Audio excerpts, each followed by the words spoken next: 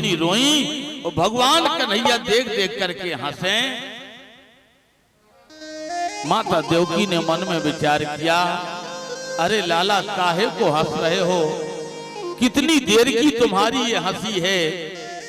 जब तेरे मामा जी को पता चलेगा, मथुरा के महाराज कंस को पता चलेगा, वो अपने सैनिक सिपाहियों के साथ आएगा और तेरे 6 भाइयों की तरह तुझे भी मृत्यु का दंड देकर के वापस चला जाएगा। अरे काहे को हंस रहा है, अरे काहे को हंस रहा है। तब तक भगवान ने प्रेरणा दी, मां, हे पिताजी, हमें इस जेल से बाहर भेज दो। बिना भगवान की प्रेरणा के जीव कुछ कर नहीं सकता है। ये भगवान की कृपा थी, भगवान ने संकेत किया। बोले जो जाने हैं सुई, अरे देहो जनाई, जो जाने हैं सुई देहो जनाई, जो जाने हैं।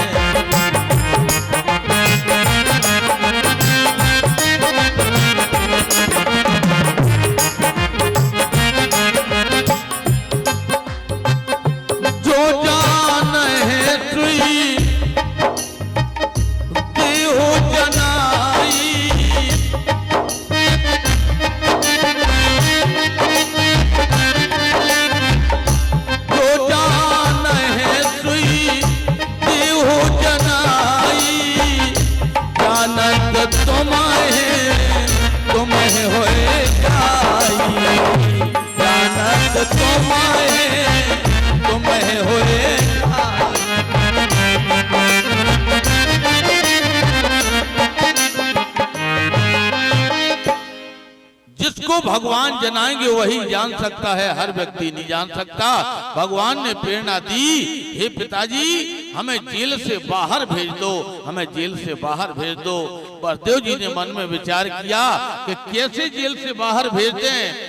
हाथों में हथकड़ी है, पैरों में बेड़ियां हैं, गले में बंधन पड़ा है, फाटक बंद है, ताला लगा है, पहरेदार खड़े हैं, कैसे बाहर भेज दें। लेकिन भगवान की लीला, भगवान की ऐसी कृपा, भगवान ने जब अपनी माया दिखाई तो बड़े बड़े बंधन भगवान की लीला से नष्ट हो जाते हैं, बड़े बड़े बंधन कट जाते हैं अपने आप।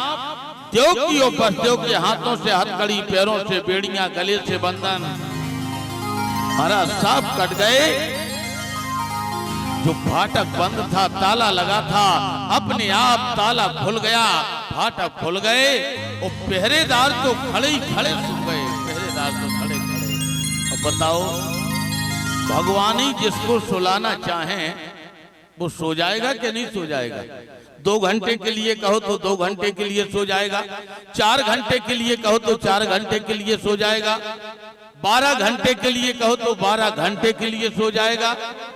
अगर भगवान नहीं चाह रहे कि ना सोए तो कहो गोली खावे खावे पे आंख ना लगे। ये भगवान की लीला है। और भगवान ही चाहें तो तुम्हें जिंदगी भर के लिए सुला दें, वो ऐसा सुला दें कि फिर तुम्हें जगने का अवसर ही प्राप्त ना हो। ये तो भगवान की लीला है। भगवान ने कृपा की, पहरेदार तो महाराज खड़े खड़े सो गए। बसदेव जी जेल के बाहर निकले, वो जैसे जेल के बाहर आए तो एक सुपच का महल था, मेहतर का, झाड़ू लगाने वाले का, जो महाराज मथुरा की हर गलियों में झाड़ू लगाने का काम करता था। उसके दरवाजे की खूंटी पर एक सूपा टंगा हुआ था, सूप। भगवान ने प्रेरणा दी, हे पिताजी, हमें सूप में लेटेंगे, हमें सूप में। अब सूप ही में क्यों? भगवान चाहते डलिया मंगा सकते थे, भगवान चाहते पल्ला मंगा सकते थे, भगवान चाहते बड़ा भारी डबल बेड मंगा सकते थे। कर्तुम अन्यथा कर्तुम समर्थ। भगवान सब कुछ करने में समर्थ हैं, लेकिन भगवान ने सूप ही क्यों पसंद किया कि हम सूप में लेटेंगे। भगवान जानते हैं कि सूपा कोई साधारण वस्तु नहीं है, और सूपा की महिमा ये हमारी बहनें जानती हैं, ये हमारी माताएं जानती हैं कि सूपा कोई साधारण नहीं है। किसी सूपा में 2 मुट्ठी गेहूं डालो और 2 मुट्ठी पूरा कचड़ा डालो। और ये हमारी माताएं बहनें इतनी चतुर, 2 हाथ आड़े तरीछे लगाएंगी, कूड़ा कचड़ा सूपा से अलग और माल माल सूपा में। कि ऐसा तो नहीं होता है कि माल माल बाहर फेंक जाए, गेहूं बाहर फेंक जाए, कूड़ा कचड़ा सूपा में बने रहना। माल माल सूपा में। कबीरदास जी कहते हैं कि सूपा कोई साधारण नहीं है। उपमा दी, बोले साधु ऐसा चाहिए भैया जैसे सूप सुभाए, उस सार सार को कह रहे धोता देते उड़ाए। भगवान कहते हैं हम ऐसी वस्तु में लेटेंगे जो केवल सार वस्तु को ग्रहण करता हो। सूपा लेकर के बसदेव जी पहुंचे हैं, जेल के अंदर प्रवेश किए, उठा करके 1.5 बीते के लाला को सूप में लिटाया। और लिटाने के बाद में महाराज जैसे ही चलने लगे, उठा करके अपने सर पर सूप रखा। माँ की ममता, ये तो महाराज वात्सल्य है। 3 चीजें किसी मार्केट में खरीदने से नहीं मिल सकती, और कई चीजें ऐसी हैं जो एक बार नहीं, हम और आपके पास में केवल पैसा हो, एक बार नहीं बार बार खरीद सकते हैं, बार बार। गोस्वामी जी महाराज कहते हैं, अरे बोले चुत नारी भवन परिवारा,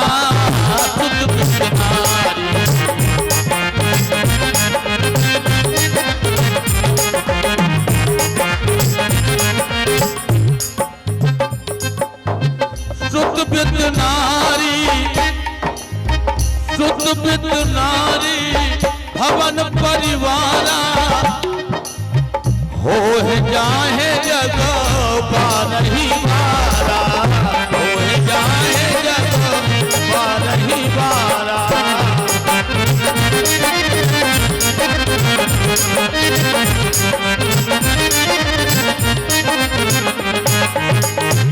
एक चीजें कई बार हो सकती हैं, लेकिन माँ की ममता, पिता का दुलार और भाई का प्यार एक किसी भी मार्केट में नहीं खरीदा जा सकता। आज माँ की ममता महाराज हिलोरे मार रही है। जैसे ही बसदेव जी चलने के लिए तैयार हो गए, उसी समय सुखदेव जी महाराज कहते हैं, जुरोधनम सकले दयंती थे अश्रुतलनो धरणी धरात्मन। माता देवकी आंखों से आंसू बहावे, माथा धरती में मारे, दोनों हाथों से अपने केसों को पकड़ करके माथा धरती में मारे, दोनों हाथों के मुक्का बनाएं, वो अपने दोनों मुक्का अपनी छाती में मारे और बार बार कहें कि मेरे मुकाबले संसार की कोई नारी अभागी नहीं होगी। माता देवकी सोच रही है। बसदेव जी ने कहा, देवी धीरज रखो, धीरज धीरज रखो। देवकी ने कहा, प्रभु कहां तक धीरज रखूं? धीरज रखने की कोई सीमा होती है, धीरज रखने का कोई समय होता है, कहां तक धैर्य धारण करूं? आप तो पिता थे, आपने तो अपना फर्ज अदा करके महाराज अलग हो गए। माँ से पूछो, माँ के कितने कर्तव्य होते हैं, माँ के कितने फर्ज होते हैं। 9 महीने तक वह माँ अपने बालक को गर्भ में धारण करती है, नाना प्रकार की वस्तुओं का परित्याग करना पड़ता है। प्रसव करते समय कितनी पीड़ा होती है, कितनी क्या व्यवस्था होती है यह केवल माँ जान सकती है। तुमने तो कह दिया धीरज धारण करो, धैर्य धारण करो। कहां तक धैर्य धारण करूं? माता देवकी महाराज फूट फूट करके रोवे, माथा धरती में मारे, दोनों हाथों के मुक्का बना करके छाती में मारे। बसदेव जी से कहें मेरे मुकाबले संसार की कोई नारी अभागा नहीं होगी। जबकि जिस माँ बहन बेटी के गर्भ से बेटा या बेटी जन्म ले ले वह माँ स्वयं में भाग्यवान हो जाती है। अगर किसी बेटे ने जन्म ले लिया, हमने बताया था बेटा भाग्य से होता है और बेटी सौभाग्य से होती है। तो अगर किसी माता पिता माँ के गर्भ से अगर किसी संतान ने जन्म ले लिया वह स्वयं में भाग्यवान हो जाते हैं।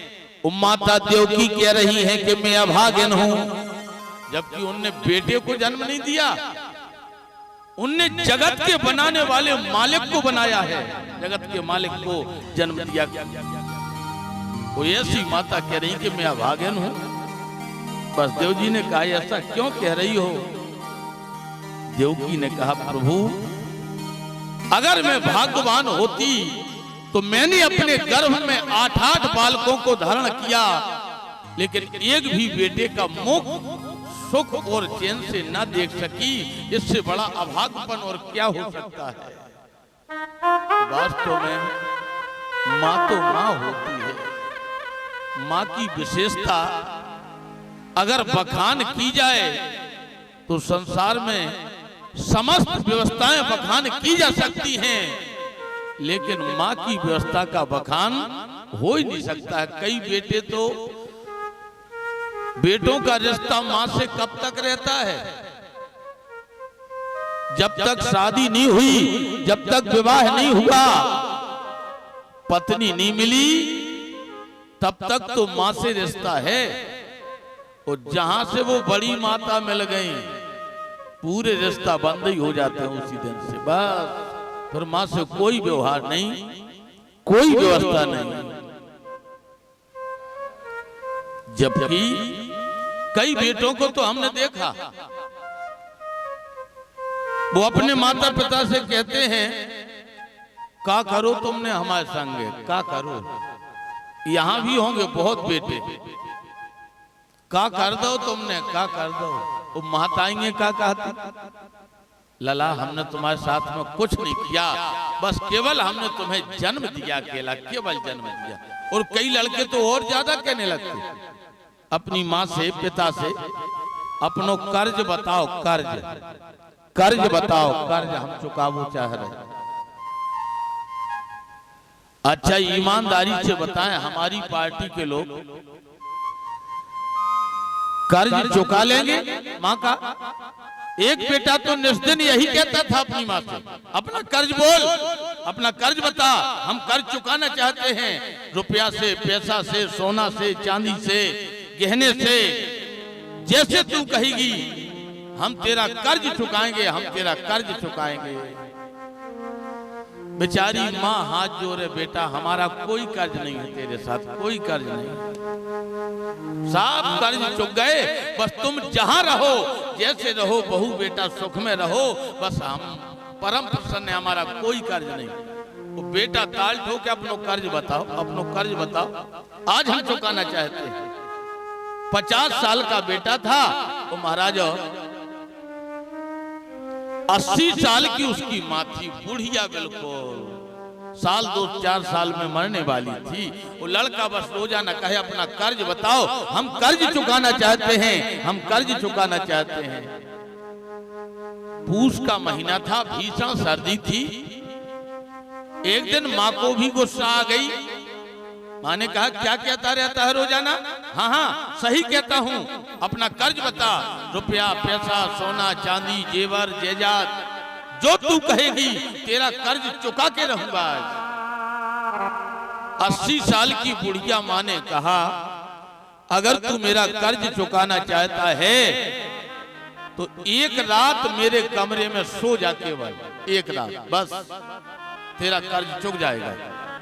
एक पलंग तू अपना डाल ले और एक पलंग मेरा पड़ा ही है, बस एक रात केवल सो जा, मेरा कर्ज चुक गया समझ लो। लड़के ने मन में विचार किया, न रुपया न पैसा न सोना न चांदी न जेवर न जायदाद कुछ नहीं, एक रात सोने के लिए कह रही है। अरे एक रात की बात करती है, मैं 3 रातें तेरे साथ में सो जाऊंगा, तेरे कमरे में सो जाऊंगा। माँ ने कहा ठीक है। पूस की ठंड थी, भीषण कड़ाके की कोहर पड़े, हवा चले साए साए की। एक पलंग महाराज माँ का पहले ही से पड़ा था, बेटे ने अपनी चारपाई डाल ली बिल्कुल माँ के बगल में। भोजन इत्यादि हुआ, ब्यारी हुई, और ब्यारी होने के बाद में माँ तो लेट गई, बूढ़ी थी। लड़का भी अपने काम काज करके महाराज रात्रि के 9 बजे आया, और महाराज ये भी लेट गया अपने पलंग पर। दोनों लेटे रहे, कुछ देर तक बातें हुई, बस शांति शांति। बोले श्री वृंदावन बिहारी लाल की। कुछ देर तक दोनों की बातें हुई माँ बेटे की। कुछ देर के बाद में महाराज बेटा की आंख बंद होने लगी सोने के लिए। माँ ने कहा अच्छा सो जाओ। लड़का धीरे से महाराज आंख बंद करके सोने के विचार में हुआ। आधी नींद आई लड़के के। रात्रि के तब तक 10 बजे माँ उठी 80 साल की, और धीरे से बोली बेटा। लड़का जल्दी उठा, हाँ माँ क्या बात है? अब कर्ज चुकाना था। बेटा प्यास लगी, प्यास, पानी दे दो। लड़का उठा, बड़े भाव में, सर्दियों का समय, वहीं पर कलसिया रखी थी, गिलास में पानी भरा कलसिया से। महाराज बड़े भाव के साथ में दाहिने हाथ में गिलास पकड़ा, बायां हाथ के नीचे लगाया। माँ लो पी लो पानी, पी लो। माँ ने गिलास पकड़ा। अब प्यास काहे को लगी? अब ठंडन में बताओ प्यास लगा? माँ ने थोड़ा सा ओंठों में पानी लगाया, और महाराज पानी लगा करके हाथ झूठ माट का हिलाया। वो लड़के की चारपाई बगल में थी, महाराज पूरा गिलास से भरा हुआ पानी महाराज बेटे की चारपाई पे डाल दिया। लड़के ने अरे राम राम राम राम राम, सर्दियों का समय, जल्दी से पानी को जराया। माँ ने कहा बेटा गलती हो गई, बुढ़ापा है, हाथ हिल रहा था इसलिए हाथ से गिलास छूट गया। लड़के ने कहा कोई बात नहीं, हो जाता है, बुढ़ापा है, हाथ कांप रहा था। माँ लेट जाओ। माँ लेट गई। लड़के ने जैसे तैसे दूसरी तरफ से गद्दा बिछा लिया, पलट करके रजाई ओढ़ ली, फिर लेट गया। लेकिन गद्दा तो भीग ही गया था। 1 घंटा बीता, 2 घंटा बीते, अब लड़का की आंख ना लगे गीले बिछोना के कारण। तब तक रात्रि के 12 बजे महाराज गुड़मुड़िया है।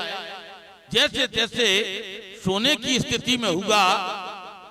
तब तक 12 बजे, रात्रि के 12 बजे माँ धीरे से पलंग से उठी, उठ करके बैठी पलंग पर। फिर 12 बजे आवाज लगाई बेटा। लड़का की आंख लगते ही जा रही थी तंता। लड़का उठा, क्या बात है? माँ ने सोची है दूसरी बार में इनकी भाषा बदल गई। बेटा पानी, प्यास लगी।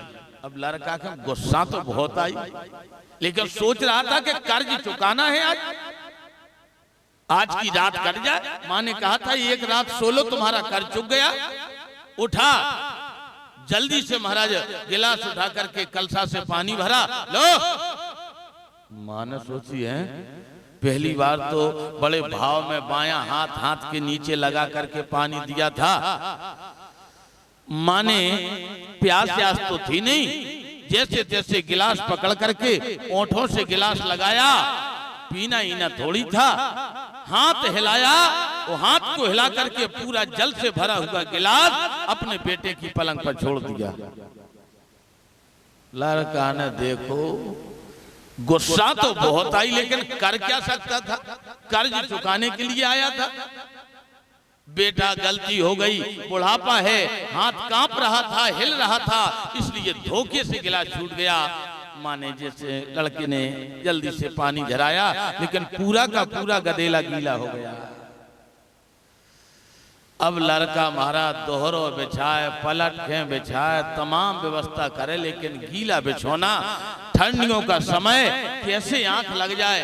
जैसे तैसे महाराज लेटा, जो कपड़ा पहने थे वो भी गीले होने लगे।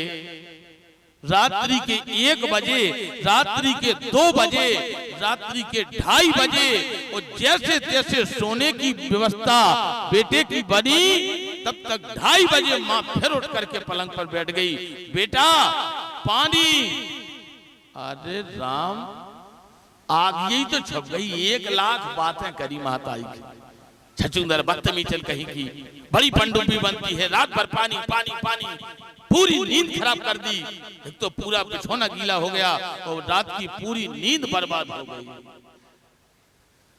महाराज माताई 2:30 बजे रात में उठी, अपने पलंग से उठ करके खड़ी हो गई और अपने 50 साल के बेटे की कॉलर पकड़ी। क्यों रे? माँ का कर्ज मिटाने के लिए आया था, माँ का कर्ज चुकाने के लिए चला था। ऐसा कहीं किया जाता है किसी के साथ में? माँ पूरी रात की नींद बेकार हो गई, पूरी रात की नींद हराम हो गई।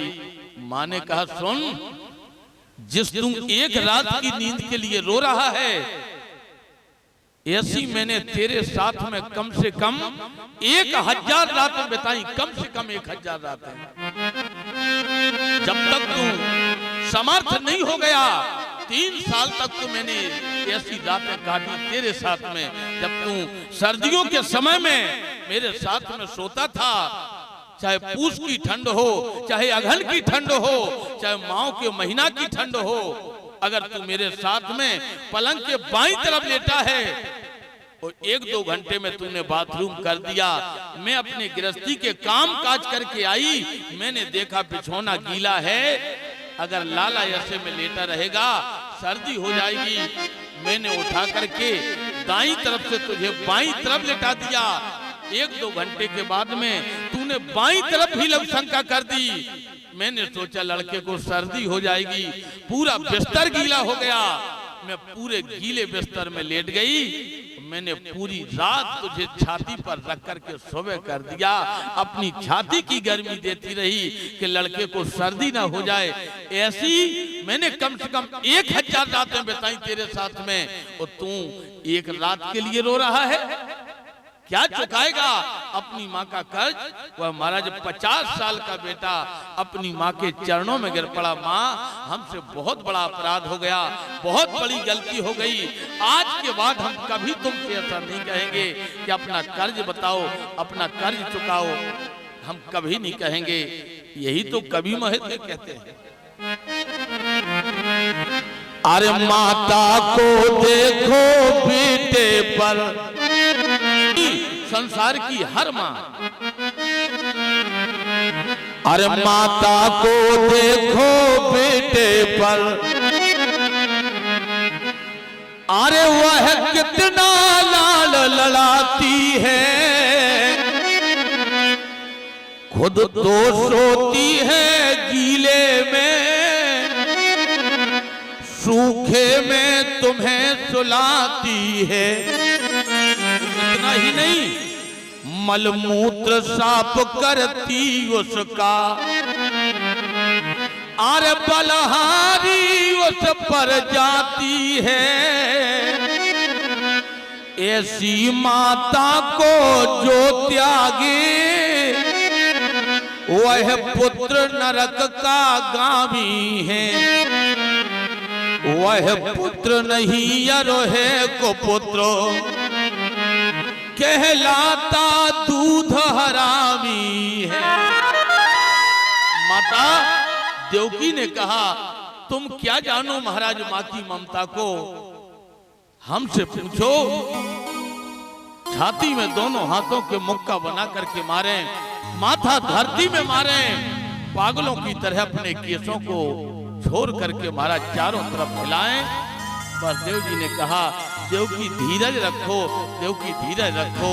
देवकी ने कहा, प्रभु एक बार हमें अपने बेटे को देख लेने दो, केवल एक बार देख लेने दो। बसदेव जी ने सूप नीचे उतारा।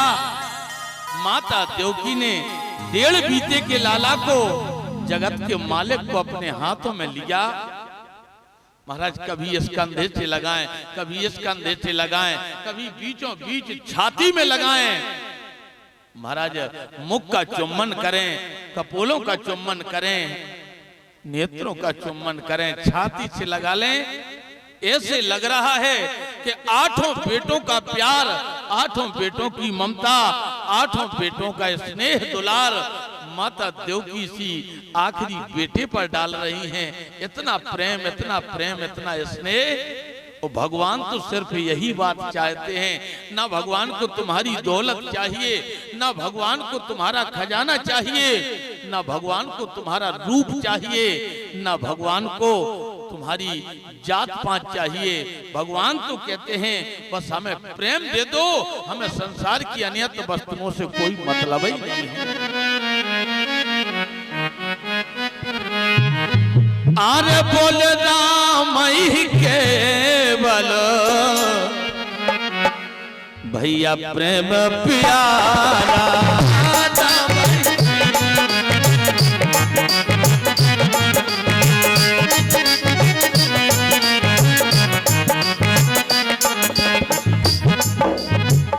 राम ही केवल अरे प्रेम प्यारा।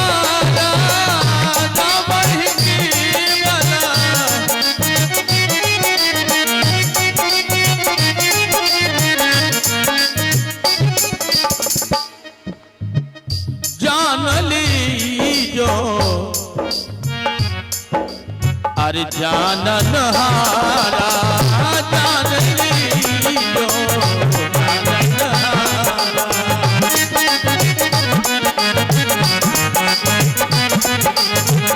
जान लीजो जानन हारा। ये भगवान का कोई निश्चित नहीं है कि कब किस पर कैसी व्यवस्था के अंतर्गत प्रसन्न हो जाएं। ये तो केवल भगवान ही जान सकते हैं। अरे न जाने कौन, अरे न जाने कौन से गुण पर, न जाने कौन से गुण पर दया निधि रिझ जाते हैं।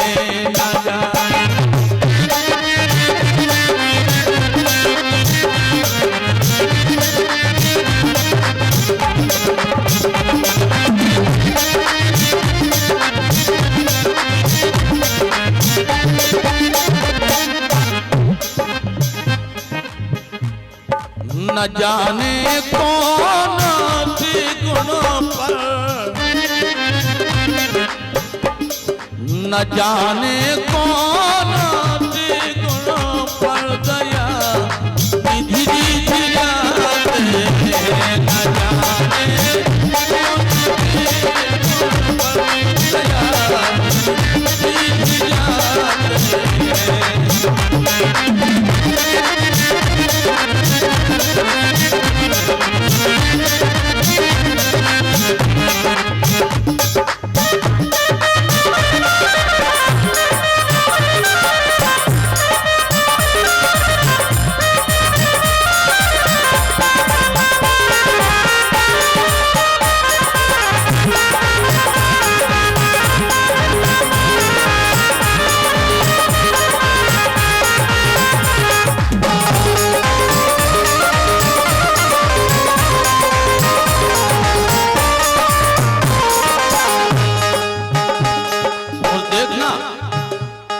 यही वास्तव में जो भगवान कहते हैं उसी का निर्वाह भी करते हैं। न रोए वन गमन में श्री, भगवान का 14 वर्ष का वन गमन हुआ। भगवान के नेत्रों से एक भी आंसू नहीं आया। न रोए बन कमल में श्री पिता की वेदनाओं पर।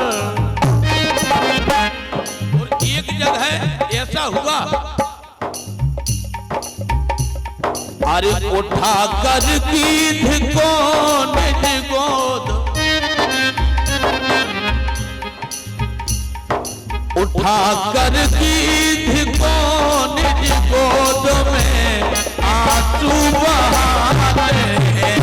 जाने कौन सी गुण पर दया की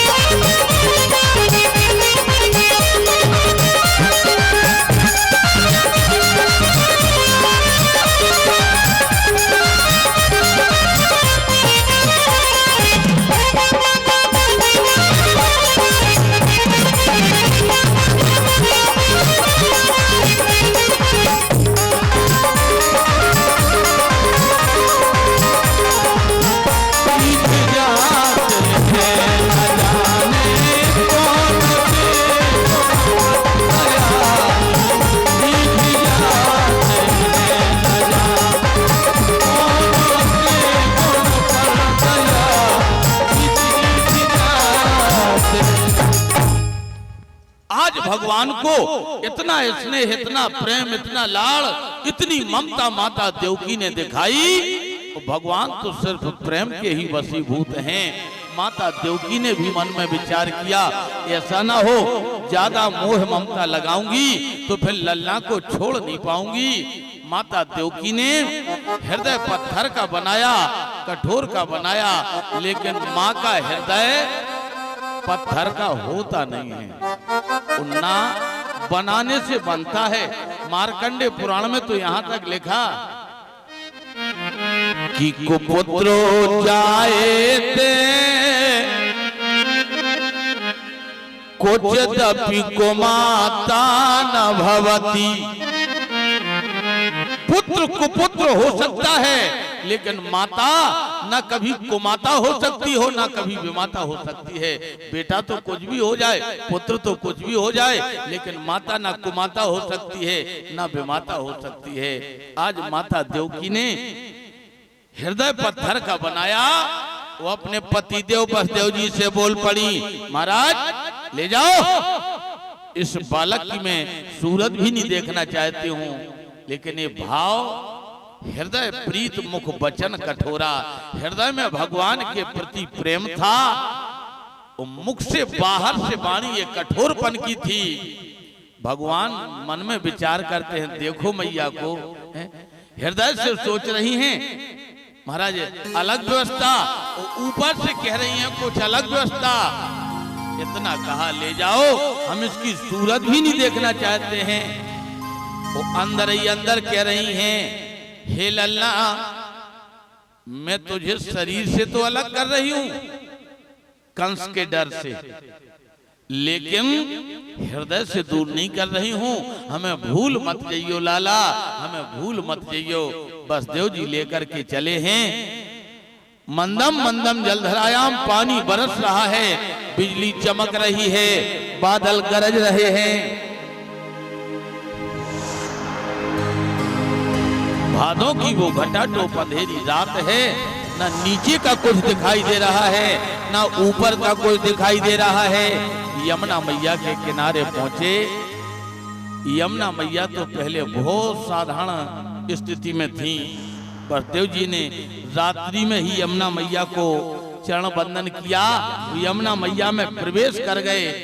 यमुना का जल पहले तो बसदेव जी के घुटनों तक था, और जैसे ही बसदेव जी थोड़ी आगे बढ़े, रात्रि का समय, यमुना मैया में रहने वाले बड़ी भारी कालिया नाग ने मन में विचार किया, देखो तो आज भगवान आए हैं और भगवान को जरूरत भी है किसकी? छाया की। पानी बरस रहा है और भगवान के शरीर में ये जल की बूंदें पड़ रही हैं। ऐसा ना हो इनको सर्दी लग जाए, इनको ठंड लग जाए। कालिया नाग ने ऊपर से महाराज फन फुला करके छाता बना लिया, दूर से रेंगता हुआ चला जा रहा कि बसदेव जी के पैरों में हमारी पूंछ ना लग जाए। मानो वह निवेदन कर रहा है, संकेत कर रहा है, हे प्रभु यमुना के अंदर एक अवमान का दोह है, उस अवमान के दोह को काली दोह कहा जाता है। उसमें एक अवमानिया बड़ा भारी नाग रहता है जिसका नाम कालिया है। प्रभु आज मैं तुम्हारे ऊपर छाया करके एक एहसान कर रहा हूं कि प्रभु हमने तुम्हारे ऊपर छाया की है, तुम प्रभु हमारे ऊपर भी एक बार छाया करना, कृपा करना, ताकि हमारा अवमान नष्ट हो जाए। इसलिए भगवान ने कृपा की। फाणी फणार्पितों ते पदाम्बुजों। बस कालिया नाग ने ये कृपा की। यमुना मैया सोच रही हैं, देखो तो मैं कैसी अभागिन, भगवान को पाने के लिए बरसें लग जाती हैं, भगवान को पाने के लिए न जाने कितनी साधना करना पड़ती है, कितना जप तप करना पड़ता है, कितने व्रत उपवास पूजा पाठ करना पड़ती है, लेकिन मैं तो कैसी अभागिन हूं कि आज भगवान बिना बुलवा के, बिना निमंत्रण के, बिना किसी साधना के, बिना किसी पूजा पाठ के आज भगवान आ गए और मैं उनके चरण ही न पखार पाऊं। यमुना मैया ने तो बस ऐसा मन में सोचा, हृदय में उद्गार आया और माता यमुना ने अपना वेग बढ़ाना प्रारंभ कर दिया।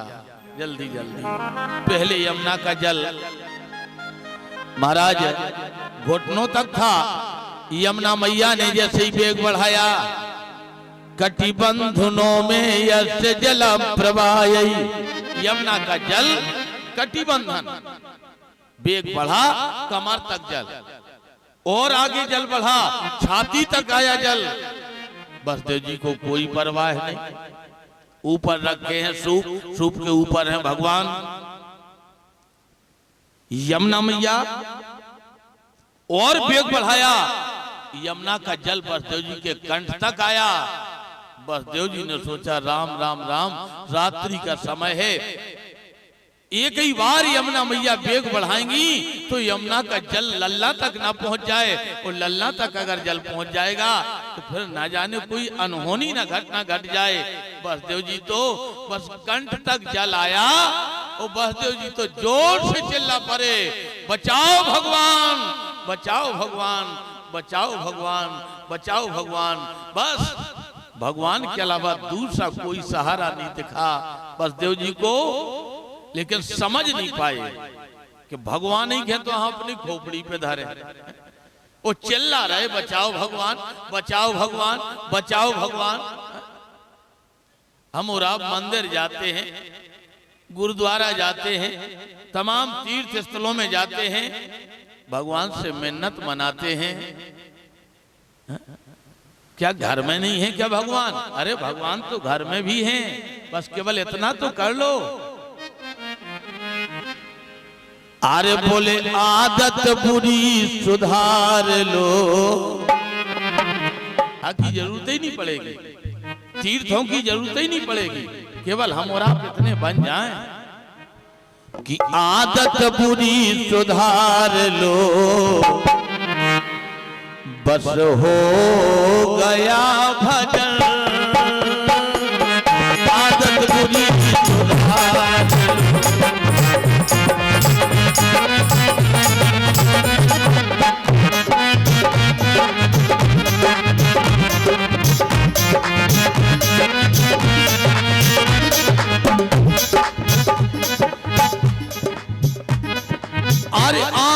बुरी सुधार लो और बस हो गया भजन। और आदत बुरी सुधार लो बस हो गया भजन। अरे मन की तरंग मार लो बस हो गया भजन।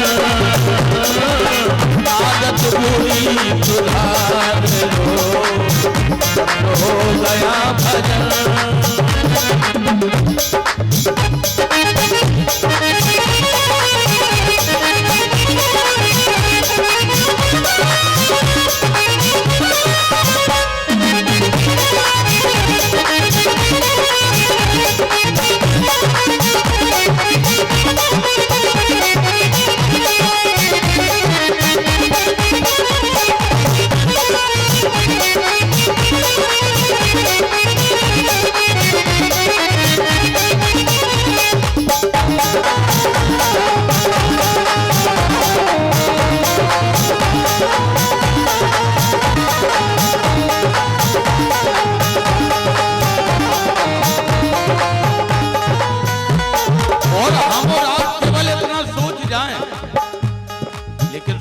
पाते हैं इतने जंजाल हैं प्राणी के सामने।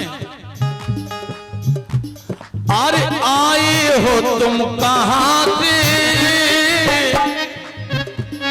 और जाना तुम्हें कहां।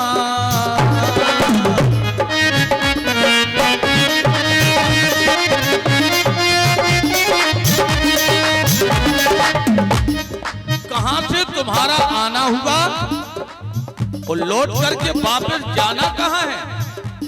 अरे आए तो तुम कहां से और जाना तुम्हें कहां।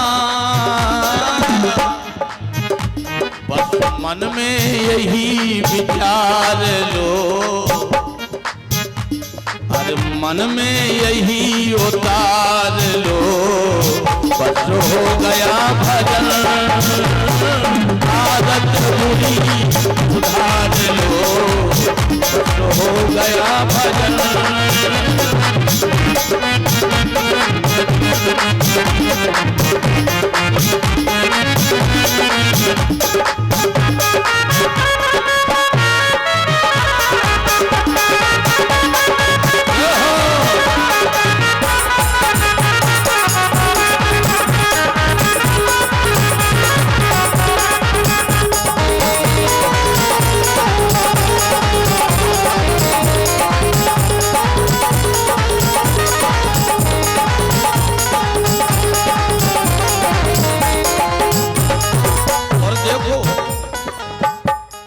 जैसा हम और आप करेंगे वैसा भरना पड़ेगा। बोया पेड़ बबूल का आम कहां से होए। अगर हम और आप कांटेदार वृक्ष लगाएंगे तो फल नहीं मिलेंगे। जैसा करेंगे वैसा मिलेगा। इसलिए अरे करनी के जो भी फल तुम्हें भैया अच्छे बुरे मिले। अच्छा करोगे परिणाम तुम्हें अच्छा मिलेगा। बुरा करोगे उसका परिणाम तुम्हें बुरा मिलेगा। अरे करनी के जो भी फल तुम्हें अरे अच्छे बुरे मिले। उन फलों को अरे हंस के सभी गुजार लो। अरे हंस के सभी गुजार लो बस हो गया भजन। आदत बुरी संभाल लो बस हो गया भजन। तरंग मान लो बस हो गया भजन। आदत बुरी संभाल लो बस हो गया भजन। पूरी संभाल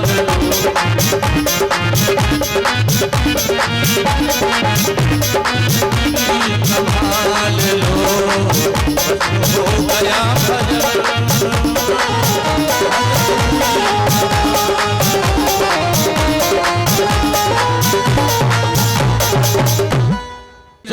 आज भगवान बिना बोलूंगा के मेरे दरवाजे, और मैं कैसी अभागिन उनके चरणों को न धो पाऊं। यमुना मैया ने बेग बढ़ाया और बसदेव जी तो जोर से चिल्लाए, महाराज बचाओ बचाओ।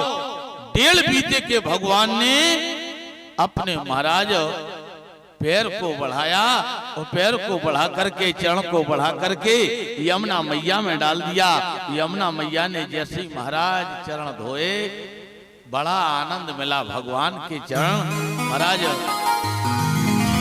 हो जय हो। देवताओं ने महाराज ऊपर से फूलों की वर्षा कर दी। यमुना धन्य है तेरे भाग, जो महाराज आज भगवान के चरणों का दिग दर्शन तुझे हुआ, आनंद लाभ प्राप्त हुआ। बसदेव जी लेकर के पहुंचे हैं नंदगांव में। बाबा नंदराय जी की पत्नी यशोदा मैया गहरी नींद में सो रही हैं। फाटक खोलते जाएं, अपने लल्ला को उतार करके जमीन पर रखा, सूप उठाया और मैया यशोदा जी के दाहिने तरफ लेटा दिया पलंग पर, दाहिने तरफ।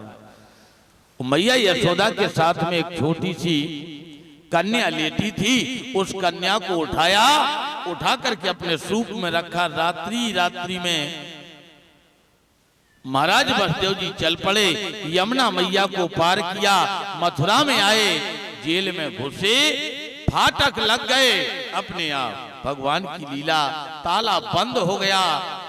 देव की बसदेव के हाथों में हथकड़ी, पैरों में बेड़ी, गले में बंधन। पहरेदार जाग करके खड़े हो गए और छोटी सी कन्या ने महाराज रोने की आवाज ध्वनि कर दी। वह कन्या महाराज रोई। पहिरंतः पुरा द्वारा सर्वा पूर्व बदावृतः ततो बाल ध्वनिया श्रुत्वा गृहपाला समोत्थितः। महाराज द्वारपालों ने जैसे उस योग माया कन्या की आकाशवाणी को सुना, तत्काल से महाराज कंस को सूचना दी है। कंस अपने सैनिक सिपाहियों के साथ आया, हाथ में तलवार है। तब तक बसदेव जी ने उस योग माया कन्या को अपने हाथों में लिया और बसदेव जी ने कंस महाराज के सामने पेश कर दिया। भैया ये रहा देव जी का 8वां गर्भ। कंस ने उस कन्या को देखा, लड़की। देवता लोग आकाशवाणी करते थे कि कंस देवकी के 8वें गर्भ से तेरा काल जन्म लेगा। वो ये तो लड़की हुई है। 1 लाख से ज्यादा गालियां तो पहले कंस ने देवताओं को दे डाली। देवता मूर्ख कहीं के, देवता बदतमीज कहीं के, देवता नालायक कहीं के। आकाशवाणी करते थे कि देवकी के 8वें गर्भ से तेरा काल जन्मेगा। कुबाक का शब्द कहे। कंस ने सोचा इस लड़की को नहीं मारेंगे। नंबर 1 पर एक कन्या है, दूसरे नंबर पर ये मेरी भांजी है। और भांजी को मारना, कन्या को मारना, ये तो बहुत बड़ा अक्षम्भ अपराध हो जाएगा। इसको नहीं मारेंगे। राक्षस की बुद्धि थी, विचार जैसा मन में आ जाए। 1 ही मिनट तो रहा ये विचार, और 1 मिनट के बाद में विचार बदल गया कंस का। नहीं नहीं नहीं नहीं नहीं, इसको भी नहीं छोड़ेंगे। ये लड़की तो हमारा 3 तरह से काल बन सकती है, 3 तरह से, 3 प्रकार से। कैसे? ऐसा ना हो यही लड़की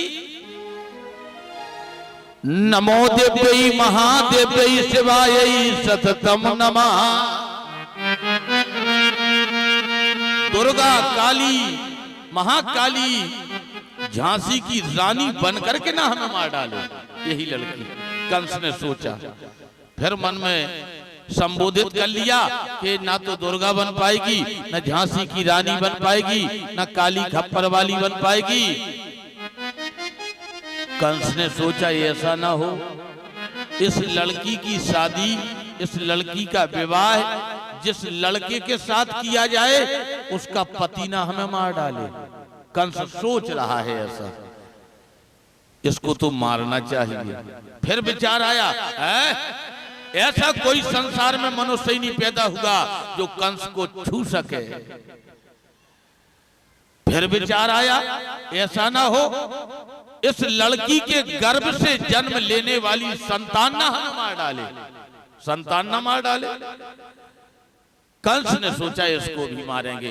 बस 1.5 बीता की छोटी सी कन्या थी, उस कन्या के दोनों पैर पकड़े इसने एक ही हाथ से, महाराज घुमाया हवा में, वहीं पत्थर की एक शिला थी। कंस ने सोचा इस पत्थर की शिला से इस कन्या को पछाड़ लगा दें, मर जाएगी, बस अमर बन करके हम राज्य करेंगे। कंस ने कन्या को पछाड़ लगानी चाहिए, वह कन्या कंस के हाथों से छूटी और छूट करके आकाश मंडल की ओर चली गई। आकाश मंडल में जैसे गई, कन्या ने आकाशवाणी कर दी, रे रे दुष्ट कंसम मनसम निरामया ते अष्टगर्भम तम काल रूपई। अरे कंस, जिसको मारने के लिए तू इतना बेचैन व्याकुल हो रहा है, वो तो मारने वाला तेरा काल कहीं जन्म ले चुका है। वो आकाश मंडल को छू करके वही कन्या विंध्याचल नाम के पर्वत पर जाकर के गिरी। तभी से उस विंध्याचल नाम के पर्वत पर एक विख्यात स्थान बनकर के तैयार हो गया। माता विंध्यवासिनी का वही योग माया कन्या थी जो कंस के हाथों से छूट करके विंध्याचल पर्वत पर गिरी और माता विंध्यवासिनी के नाम से वह कन्या विख्यात हो गई। प्रेम से बोले विंध्यवासिनी मैया की, दुर्गा मैया की।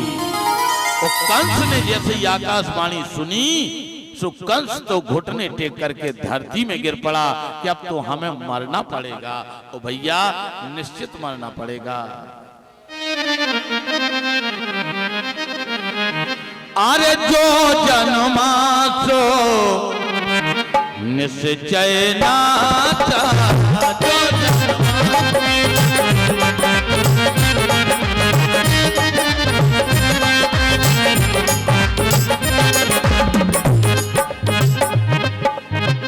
जो जन्मा तो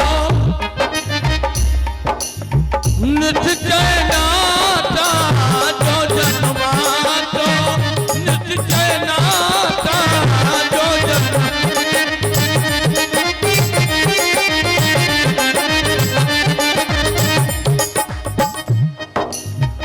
जो जन्मा तो निश्चय नाता,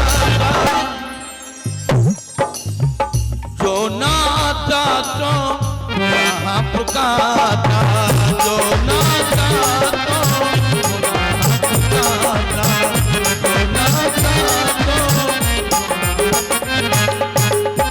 जिसने संसार में जन्म लिया है उसे मरना अवश्य पड़ा। अब कंस तो सोच रहा है, वो जैसी नंदगांव में सुबह हुई, मैया यशोदा जी की नींद खुली। मैया यशोदा जी ने अपने साथ में 1.5 बीते के लाला को देखा। वो लाला कोई साधारण पुरुष नहीं था, साक्षात मधुसूदन, साक्षात मनमोहन, साक्षात मुरलीधर, जगत के मालिक। महाराज जैसी मैया यशोदा ने देखा, दंग रह गई। भाई रे भाई, कितना सुंदर बालक है, कितना अच्छा लाला है। लेकिन बड़ी सीधी थी यशोदा जी, बहुत सीधी। और जो माँ वास्तव में सीधी होती है, उन्हीं माताओं के गर्भ से भगवान जैसा बेटा जन्म लेकर के धरती पर आता है।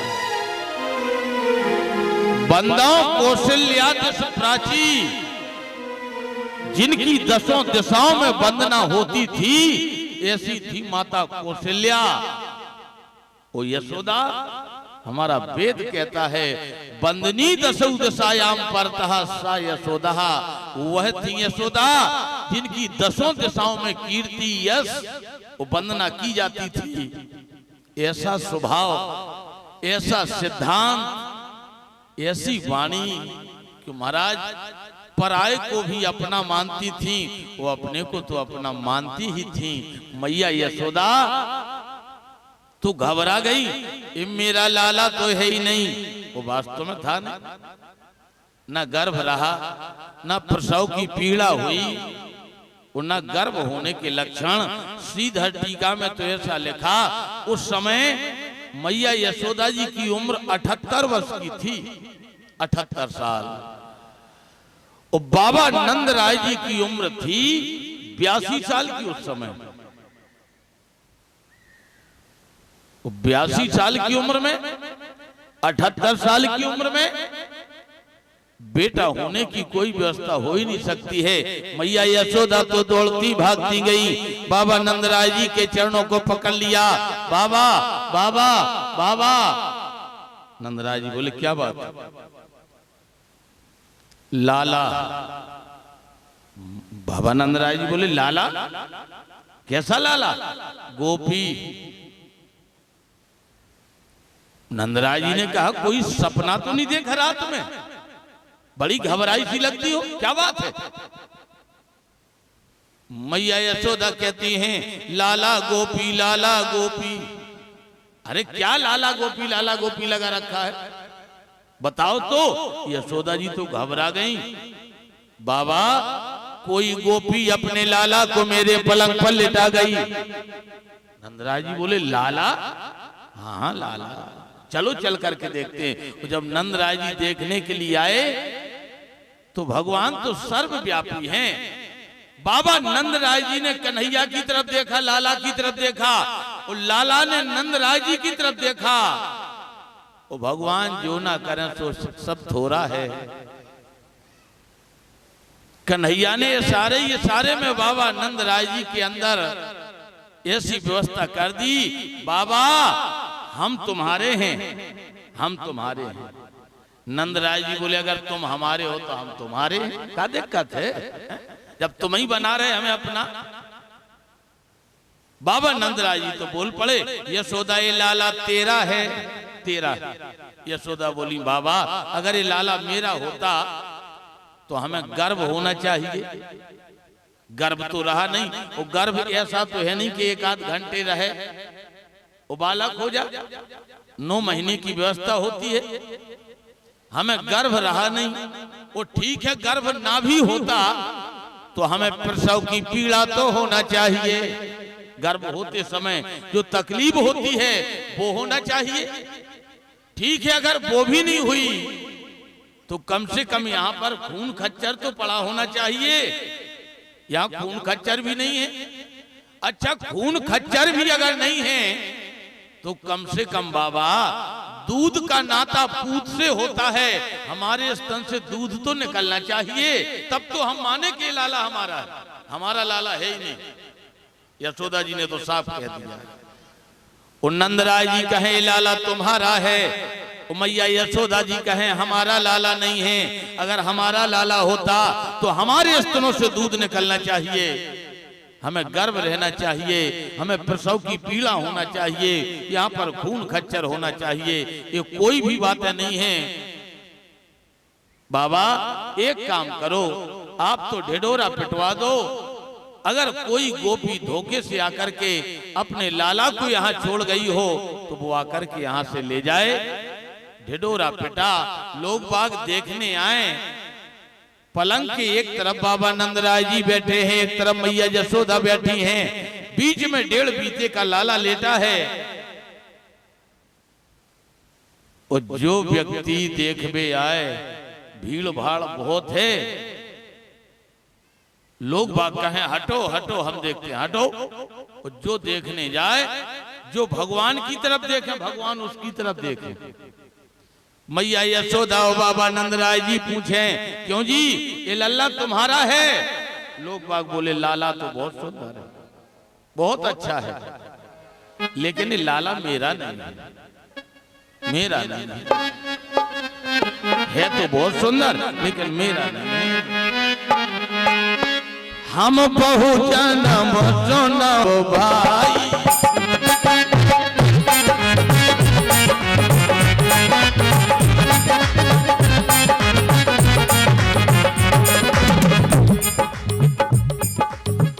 हम बहु जन्म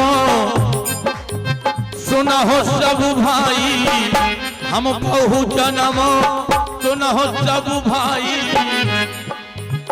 देखी नहीं अस सुंदर ताई, देखी नहीं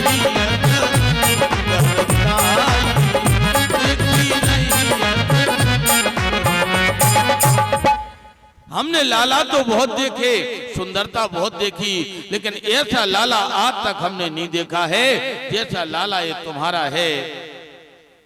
महाराज ऐसी स्थिति में जिस व्यक्ति ने नंद और यशोदा के लाला को देखा, हर व्यक्ति ने केवल एक ही बात कही, लाला बहुत अच्छा है लेकिन मेरा नहीं है, मेरा नहीं है।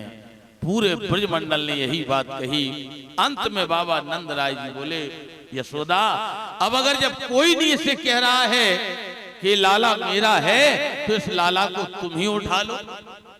यशोदा बोली उठा तो ले, लेकिन इसको पालेंगी कैसे? बाबा नंदराय जी कहते हैं हम तुम दोनों मिलकर के सेवा करेंगे इस लाला की, गऊओं का दूध पिलाएंगे इस बालक को। वो जब यह बालक धीरे धीरे पल पुस करके बड़ा हो जाएगा, वो बड़े में अगर इस बालक की माँ आ जाएगी तो वो कहेगी कि लाला मेरा है, तो उसको उसका बालक सौंप देंगे अपन दोनों। मैया यशोदा बोली फिर नहीं सौंपूंगी।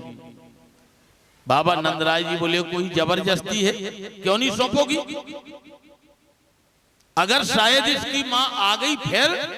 मैया यशोदा बोली मैं अपने 33 करोड़ देवी देवताओं से विनती करूंगी, प्रार्थना करूंगी कि इस बालक की मां मर जाए। वो जब मर जाएगी तो आएगी कहां से? भगवान तो हंस पड़े, देखो तो हमें पाने के लिए इस संसार के प्राण लेना चाहती हैं। बाबा नंदराय जी बोले फिर भी उठाओ। और जैसे ही मैया को कहा, मैया यशोदा जी ने उठाने के लिए हाथ आगे बढ़ाए, केवल बढ़ाए हैं हाथ आगे, उठाना नहीं पड़ा भगवान को। ना भगवान को कोई उठा सकता है। भगवान ने एक लंबी छलांग मारी, मैया यशोदा जी के हाथों में आ गए। और जैसे मैया यशोदा जी के हाथों में आए, भगवान की तो ऐसी लीला है, भगवान का जिसको भी स्पर्श हो जाए, बहुत कथाएं ऐसी हैं उसके जीवन में आनंद हो जाता है। अभी भागवत में बहुत कथाएं ऐसी आएंगी कि भगवान ने जहां अपने हाथ लगा दिए, जहां अपने हाथ लगा दिए, वहां जीवन में महाराज आनंद ही आनंद हो गया है। आज धर्म प्रेमी बंधुओं, मैया यशोदा को जैसे ही भगवान का स्पर्श हुआ,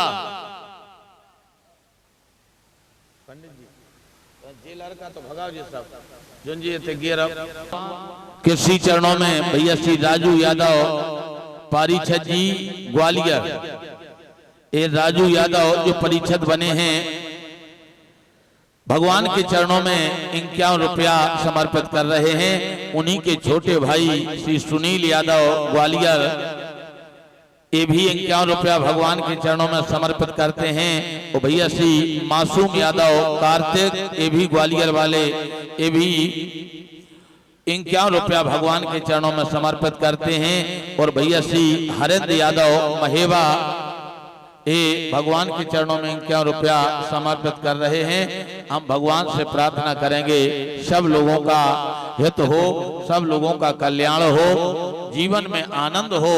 बोले श्री और 101 रुपया भगवान के चरणों में श्री रूप सिंह जी यादव समर्पित कर रहे हैं। आज मैया यशोदा ने जैसे ही भगवान को उठाया तो 78 साल की यशोदा के शरीर में बिजली सी चमकी, महाराज 28 साल की यशोदा बन गई। 82 साल के बाबा नंद 32 साल के बन गए। महाराज जैसी 32 साल के नंद और 28 साल की यशोदा बनी, भगवान का स्पर्श होते ही यशोदा के सूखे हुए स्तनों से महाराज दूध की धार निकल पड़ी। दूध की धार पूरे ब्रजमंडल ने देखा। नंद ने देखा, सुनंद, महानंद, तपोनंद, ज्ञाननंद, दयानंद, 6 नंदों ने देखा। यशोदा तुम तो कह रही थी लाला मेरा नहीं है, वो अगर लाला तेरा नहीं है तो तेरे स्तन से दूध कैसे निकला? क्योंकि दूध का नाता पूत से होता है या पूत का नाता दूध से होता है। मैया यशोदा कहती हैं ये तो मुझे भी मालूम नहीं कि दूध कैसे निकल पड़ा, कैसे लाला हो गया। पूरे ब्रजमंडल ने महाराज जय जयकार कर दी। नंदराय जी बधाई हो, यशोदा जी बधाई हो, नंदराय जी बधाई हो, लाला भयो है, लाला भयो है। अरे बोले धाई बाबा नंद की जय, कन्हैया लाल की, धाई बाबा नंद की जय, कन्हैया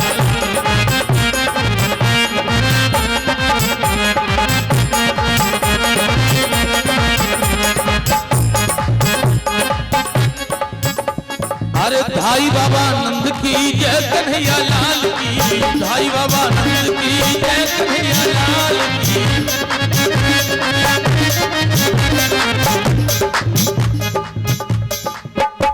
अरे धाई बाबा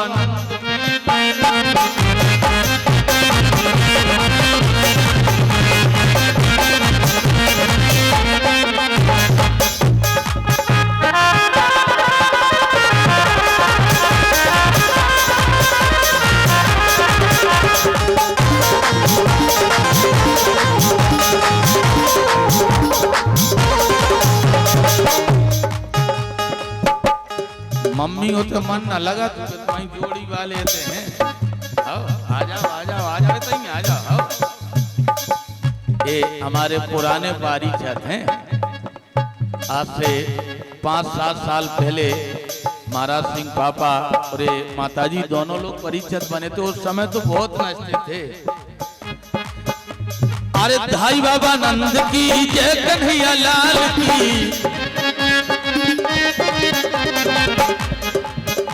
अरे धाई बाबा नंद की जय, कन्हैया लाल, धाई बाबा नंद की जय, कन्हैया लाल, धाई बाबा नंद की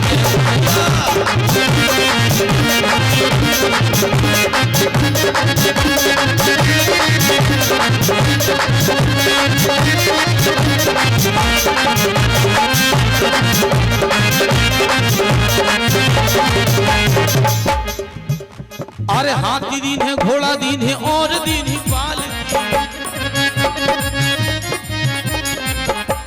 देखो जो नच रहे हैं ये भगवान की बहुत बड़ी कृपा है। ऐसा हर व्यक्ति नहीं नच पाएगा। कछु तो बेचारे बैठे बैठे ताली ही नहीं बजा पा रहे। कम से कम ताली तो बजा दे, नचने में शर्म है। अपने यहाँ अगर लल्ला का जन्म होता है कितने नचते हैं। हा? अरे हाथी दीन है, घोड़ा दीन ही और दीन ही पाल की। और जो जिस लायक था, अरे जवानन को घोड़ा दीन है, बूढ़न को पाल की। धाई बाबा नंद की जय, कन्हैया, धाई बाबा नंद की जय, कन्हैया।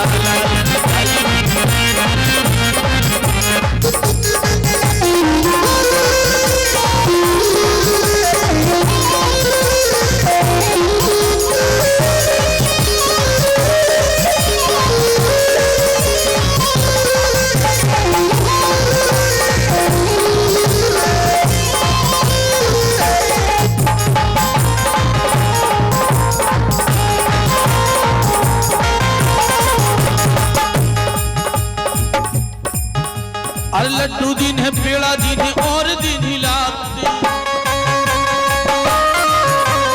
अरे जो कुछ आया बाबा नंदराय जी यशोदा मैया के हाथों में वो सब कुछ दान दे दिया। अरे सोना दीन है, चांदी दीन है और दीन ही लाल की।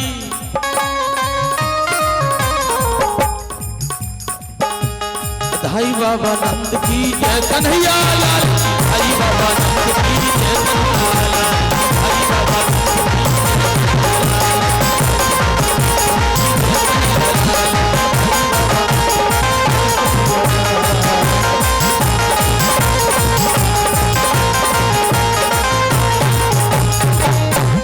बोले श्री वृंदावन बिहारी लाल की। और इसी बधाई